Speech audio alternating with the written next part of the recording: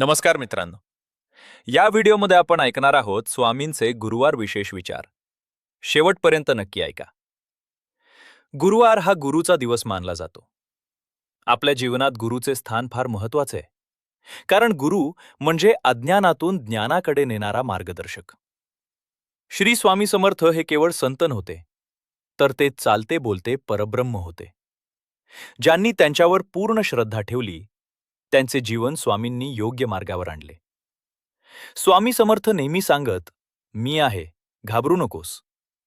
या एका वाक्यात जीवनातील सर्व संकटांवर उत्तर दडलेले आहे. आपल्यावर संकटे येतात, अडचणी येतात, पण त्यावेळी आपण डगमगतो. स्वामींची खरी शिकवण हीच आहे की परिस्थिती कितीही कठीण असली तरी श्रद्धा सोडू नये. गुरुवारी स्वामींचे स्मरण केल्यास मनाला विशेष शांतता मिळते. कारण गुरुतत्व या दिवशी अधिक जागृत असते.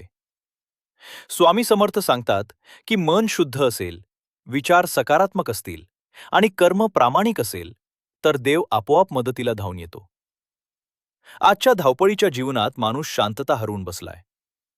पैसा, प्रतिष्ठा, यश यामागे धावताना आत्मिक समाधान दूर जात आहे.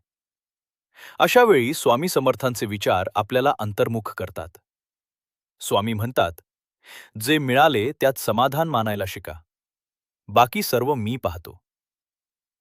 गुरुवार हा आत्मपरीक्षणाचा दिवस मानावा. आपण काय चुकतोय, कुठे अडकतोय आणि काय सुधारायला हवे याचा विचार करावा.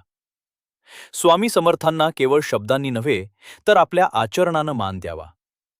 खोटेपणा, द्वेष, अहंकार सोडून नम्रता आणि सेवाभाव अंगीकारला तर स्वामींची कृपा नक्की मिळते. स्वामी समर्थ कधीही भक्ताला सोडून जात नाहीत. फक्त भक्ताने विश्वास सोडू नये.